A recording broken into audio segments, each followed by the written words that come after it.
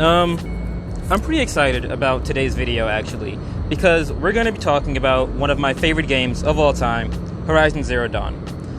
I picked up Horizon in, I think, May of 2017, and I really didn't know what I was getting into when I bought it, but I sat down and played it, and this game blew me out of the water. And one of the things I find most remarkable about Horizon is how it uses women.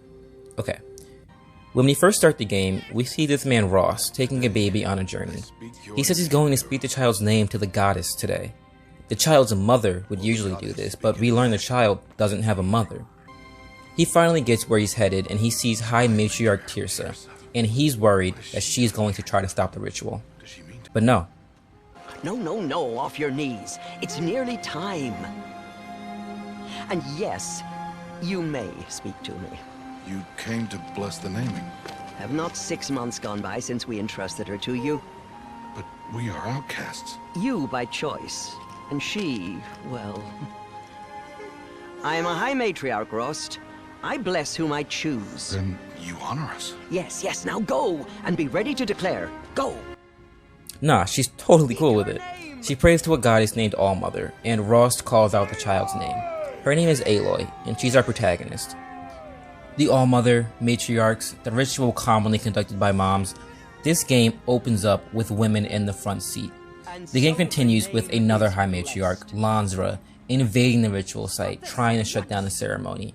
She calls Aloy a curse, and is outraged that High Matriarch Tirsa has blessed the motherless child. In only the opening cinematic, the game has presented us with a glimpse into a society centered around women, and the game's comments on gender dynamics don't stop there. In fact, Horizon's narrative shows us the danger of man's hubris, literally the excessive pride and self-confidence of men, and what role women have in dealing with it. So we're going to make a video out of it. I'm going to focus my discussion on 3 points of interest: Silence versus Aloy, Ted Faro versus Elizabeth Sobek, and Gaia. And I'm going to spoil the whole game, so there's your warning. Anyway, here's Horizon Zero Dawn, man's hubris, and the women who check it. A. The first act. Horizon Zero Dawn is a PS4 exclusive developed by Guerrilla Games, released in February of 2017. We play as Aloy, a member of the matriarchal Nora tribe. The Nora live in a snowy region around a mountain that they call Allmother Mountain. In that mountain, they sometimes hear a woman's voice. This is the Allmother. This is also where Aloy was first found by the High Matriarchs. Worried about her dubious origins, the High Matriarchs gave her to Rost, an outcasted member of the Nora. And for 19 years, he raised her like his own daughter, all the while prepping her for the Proving. The Proving is another Nora ritual. Young Nora are put through a series of trials, and those that succeed are deemed braves, full-fledged adult members of the Nora tribe. Additionally, the contestant who finishes first is allowed to ask anything of the High Matriarchs, and Aloy plans to win this prize in order to ask them about the circumstances of her birth and the whereabouts of her mother. Aloy wins the Proving because she's an icon, but before the dust can even settle on her win, the Proving is attacked by an evil cult, and Rost appears at the last minute to save Aloy's life at the cost of his own.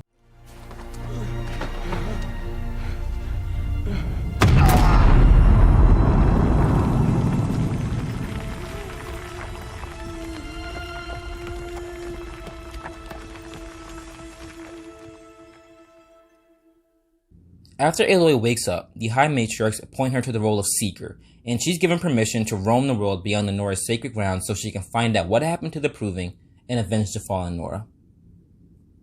B. Project Zero Dawn. Aloy's journey out into the world leads her to some ruins left by the Old Ones.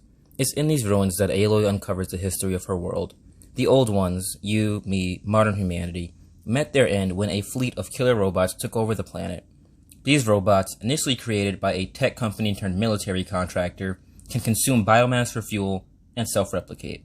So, of course, a certain fleet encountered a glitch, stopped responding to human commands, and started taking over the world. This is where Project Zero Dawn comes in. The conceit of Project Zero Dawn was simple. The plague would not be stopped before it consumed the entire biosphere, but that didn't mean the Earth would have to remain barren forever. The plague could, in theory, be stopped. The right deactivation codes would immediately render the whole plague inert, but it would take 100 years to crack the code and stop the plague. time the old ones didn't have. At the center of Project Zero Dawn is Gaia, an unimaginably powerful artificial intelligence. Gaia has one goal: to restore and sustain life on Earth. She does this with the help of her subroutines. These subroutines aren't AI. They're extensions of Gaia herself, and they all play their own little role in seeing Gaia's main mission through. For example, Minerva was the one that constructed the deactivation codes and stopped the plague. Hephaestus uses giant automated factories to create machines to do the manual labor of restoring the planet. These are the machines that Aloy frequently encounters on her journey. While they're grazing or flying through the air, they're actually caring for the biomes they inhabit. Their actions are coordinated by some other subroutines like Ether and Poseidon, who are responsible for detoxifying the atmosphere and oceans respectively. Gaia's subroutine Eleuthia used human embryos frozen and stored before the plague overtook humanity to reinstate a human presence on Earth, and so humanity could live on. But there's one more aspect of Gaia that we need to cover: subroutine Hades. Hades was a controversial addition to Gaia. Should Gaia somewhere along the way mess up, should she fail in restoring the planet and reintroducing humanity, Hades would take over. And Hades would destroy all life on the planet again, and entirely eliminate the biosphere so that Gaia could start over. It's August of the year 3020. It's been almost 1,000 years since the plague first began, and Gaia has been mostly successful in her mission. A signal sent from an unknown source attacks Gaia and frees her subroutines, instilling them with artificial intelligence. Now free, Hades tries to reverse Gaia's terraforming protocols. To prevent this, Gaia self-destructs her main facility, Gaia Prime, ensuring Hades can't abuse her power. Hades manages to escape and inhabit an ancient computer nearby where it lay in wait for an opportunity to fulfill its mission and destroy the biosphere. In the microseconds between Hades' attack and her self-destruction, Gaia set forth a plan to stop Hades. Gaia used genetic information of Project Zero Dawn's creator, Dr. Elizabeth Sobek, to create a genetic clone. Her genetic makeup gives her top-level clearance for all the ancient Zero Dawn facilities in the area, and Gaia hoped that this clone would have the curiosity and will to find out why she was born and ultimately stop Hades. 1. Silence vs. Aloy. 1.1a. Silence. One of the most important people Aloy comes across during her journey is Silence. We don't learn much about Silence until the end of the game, but it almost immediately becomes clear that Silence is a big knowledge seeker. He encourages Aloy to explore those old ones' ruins so she, and by extension he, can uncover some of the secrets of the past. Silence is cold and calculating. He doesn't care to make a personal connection with Aloy, the only other person on Earth who knows about Project Zero Dawn, or Gaia, or the existential threat that is Hades. Actually, when Aloy gets even a little emotional about the details of the past and how they inform her life, he's quick to mock her feelings and remind her of the wonder of the breadth of information there she's uncovered. With this, I can restore the registry at the hatch inside Allmother. Open it. Go inside. And to grasp the secrets within. Where I was born. Maybe who gave birth to me. Who? Are you really so naive? There will be no who waiting for you there, Aloy. Whatever birthed you into the world was a what, not a who. You bastard. Oh no, I had a legitimate birth. It's you, Aloy, who are the creation of a machine. But what kind of machine and why? Why were you created? Also, he never really clarifies what he intends to do with all this knowledge he's amassing. He doesn't want to educate his fellow man. He's not restoring ancient technology for the advancement of the human species. He just seems to revel in being the smartest person in the room. 1.1b. Silence. He's kind of an asshole. Deep into the story, we find out the truth about Silence. He found Hades after it escaped from Gaia Prime and began to repair it. I heard your transmission. It was you, wasn't it? Entity is not God needs to known. know that the eclipse I are about to called start. silence. And you are. I don't think you'd have called out if it wasn't something you wanted. You called, I responded. Will you tell me your name? Hades. Eventually, Silence exploits a neighboring tribe's religious beliefs to establish the Eclipse, a shadowy cult who serve Hades because they believe it to be some sort of god. At some point, Silence realizes that Hades probably has less than noble intentions, and Hades issues a kill order for Silence. And Silence has been on the run from the Eclipse ever since. Now, Silence isn't plainly a bad guy. He doesn't help Hades because he wants to see all life on a planet destroyed. In fact, he doesn't learn Hades' ultimate goal until Aloy does all the work of figuring it out. He helps Hades because Hades offered knowledge and ancient secrets. Even in helping Aloy, Silence's primary goal is to learn more about the past. That's the only thing that drives him, this quest for knowledge.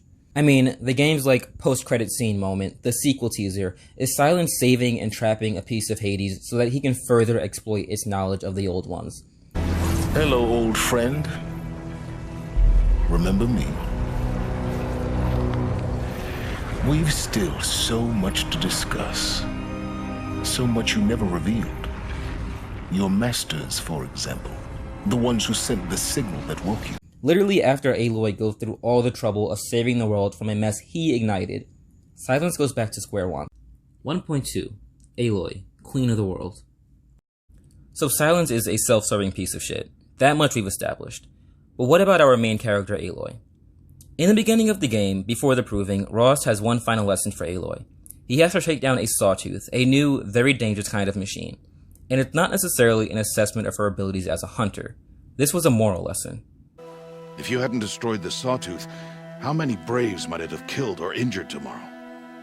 The lesson lives within the question, Aloy. For years, you've trained to win the proving, but only for yourself. As a brave, it will be your duty to fight for your tribe. My tribe? You said I wouldn't need them. But I never said the tribe wouldn't need you. The strength to stand alone, Aloy, is the strength to make a stand. To serve a purpose greater than yourself. He tells Aloy that she has a duty to her tribe. She's gotten by this whole time mostly on her own, out of necessity. No one in the tribe is allowed to talk to her, and most actively shun her, pretend she doesn't exist. Still, Ross believes she needs to serve a purpose greater than herself. And what I really like about this narrative thread is that Rost is wrong here. Partially, at least. Okay, later in the game, Aloy raids some Old One's ruins located in Allmother Mountain. When she exits, the entire Nora tribe is there to witness it. She tells the Nora that Allmother created her to lift a curse, to slay a metal demon. And hearing that Aloy, their seeker, born of Allmother, the Anointed, is going to save them, they start worshipping her. She doesn't take it well. All praise Aloy, anointed of the Nora. All praise Aloy, anointed of the Nora. Up. All praise Aloy, anointed of the Nora. First you shun me, now this? I will not be worshipped. I'm not your anointed. I don't belong to you. There's a whole world beyond your borders, whole tribes of people just as good as you. And it is all in danger. It's a world worth fighting for. Not just here, everywhere. No, Aloy shirks their worship and decides she doesn't need to serve and protect the Nora. Ross told her she had to fight for something bigger than herself, and with that much she agrees. But she makes it a point to let the Nora know that she is going to save the world. She does intend to stop Hades, but it won't be for them. It'll be for everyone. For the whole world. 2. Ted Faro versus Elizabeth Sobek. 2.1. The Sins of Ted Faro. It's the late 2040s and humanity is facing an environmental crisis. Ted Faro, head of Faro Industries, hires a young robotics engineer, Dr. Elizabeth Sobek. Her groundbreaking work provides Faro Industries with the green technology it would need to lead the fight against the environmental crisis. Ted Faro is dubbed the man who saved the world.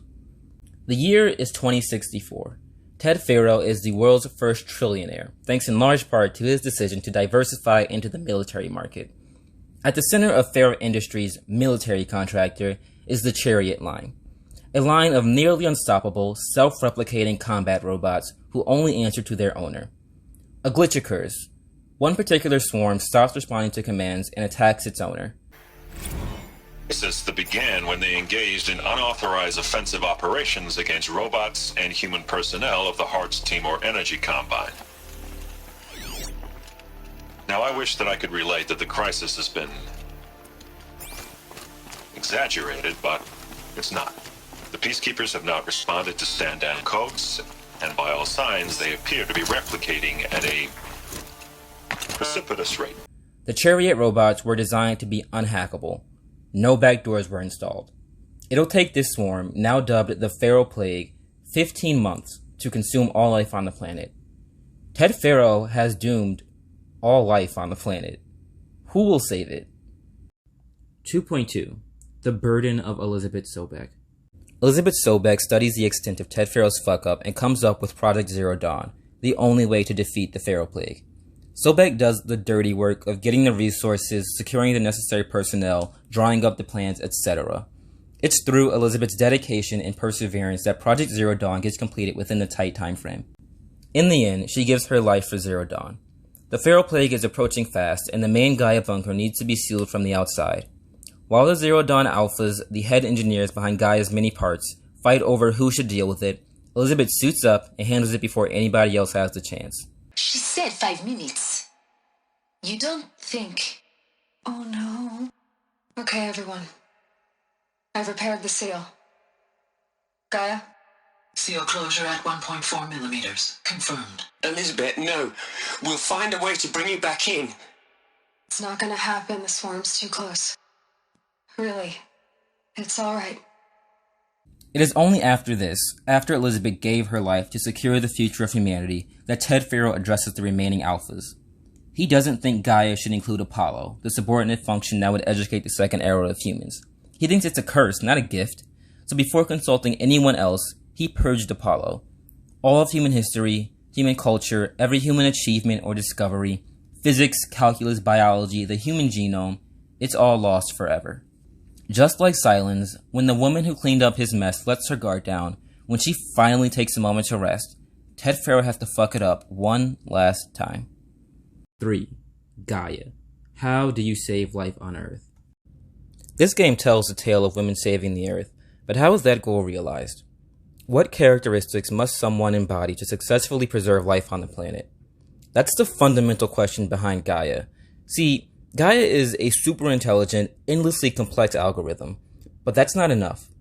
As the game has already showed us with the crafty, well-read Silence and the too smart for his own good, selfish trillionaire Ted Faro, being intelligent isn't enough.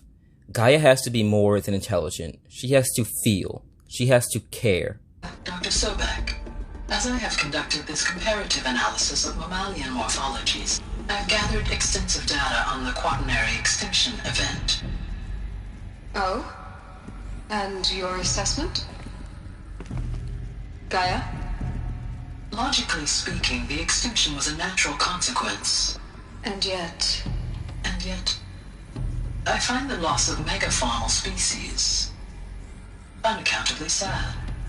That they passed forever into oblivion causes me to experience a grief that is difficult to describe. Am I malfunctioning? No, Gaia, you're not. This is good. It's very good. Only with a compassion for all living things can Gaia make the decisions necessary to detoxify and repopulate a dead planet. And this next point sounds gratuitous, but stick with me for a second. Before Gaia self-destructed, she left Aloy a message. Let's take a look at it. You are my solution. I have ordered this cradle facility to use genetic material in cryostorage. This is a black woman. Yeah, this super intelligent, life-protecting AI is a black woman. Sure, this technically isn't Gaia. Gaia doesn't have a physical, corporeal body. She's a complex network of programs and algorithms and subordinate functions. She's a bunch of ones and zeros. She doesn't have a race, and depending on your views on AI rights, I guess, I don't know, maybe she doesn't even have a gender. All of that is well and good and true. But the point still stands. When the story writers or game programmers or concept art illustrators had to physically represent humanity's thankless savior in a human form, they did that with a black woman. It's a telling choice. C. In summation. We've been through a lot in this video, so I want to try to sum everything up. If you didn't take notes before, here's your chance. Ted Faro built a fleet of unhackable killer war robots and thought that was going to go just fine. Silence bargained with the devil, almost literally, and the devil escaped and tried to kill everybody on the planet. Ted Faro sabotaged Project Zero Dawn and its final moments, and Silence saved a little piece of Death the Computer program. These men, and more importantly, their hubris, their self-pride, their comfort in and reliance on their own wit and intelligence get people hurt. It gets us in trouble. It causes death, disease, and famine. And when shit hits the fan and wrongs need to be righted, it's Aloy and Dr. Sobek who step up to the plate, admit the size of the problem, and do what needs to be done to mitigate pain and suffering. D. Hose is mad. Y'all stay mad. You may think this game is saying unkind things about men, and I can see why you would say that, but as a final takeaway, it's a little lame. Imagine being presented with all of the things in this game. The characters, the history, the cultures, the emotional turmoil, the moral implications, the gender dynamics, all of that.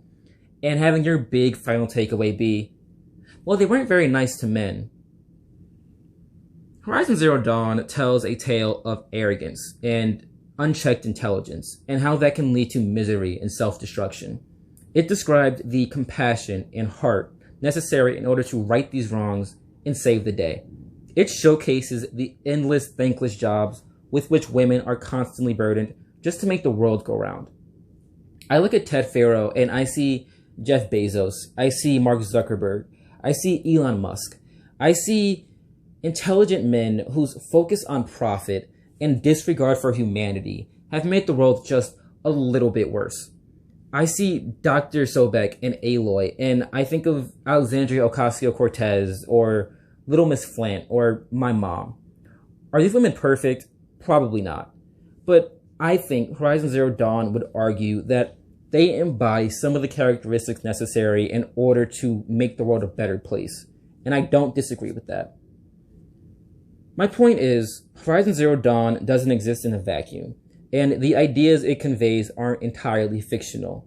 So, if you're skeptical of this game's message because you're a man, and you're not like other men, and you think this game is being unnecessarily critical of men, well, I think you're caught up on the wrong thing. This game doesn't have to be a condemnation. I think it wants to be a cautionary tale. Horizon Zero Dawn wants you to be better, and do better, and care. I'll let Elizabeth close this one out. Thanks for watching. Oh, and if you aren't already, maybe consider subscribing. I think I've earned it. Right. Yeah, so, like I was saying, it was a children's electronics kit, but I hacked the wiring to an auto battery and solar PV, so the grass caught fire. And so did a tall pine that had stood there, I don't know, maybe 100 years. Query, you were how old? 6. My mother was home, thank God, so she called the fire department, and after, she took me out to the lawn and showed me the dead baby birds, because there were nests in the pine tree. Query, what did you feel? I'm not sure. I remember yelling that I didn't care, and that's when my mother took my face in her hands and spoke.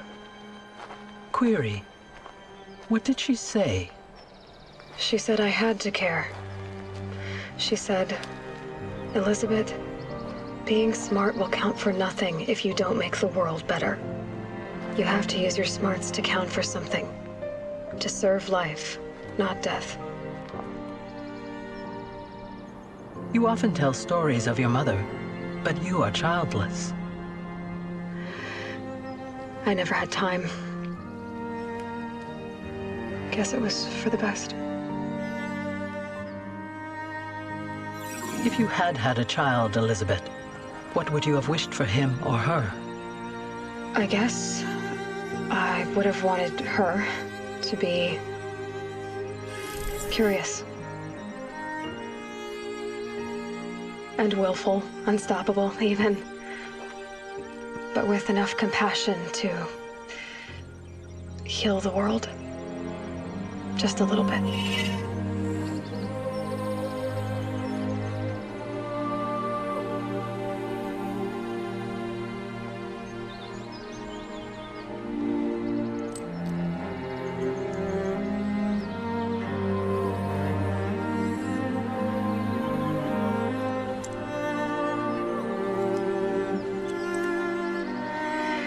Anyway, that's all I've got for now, Gaia.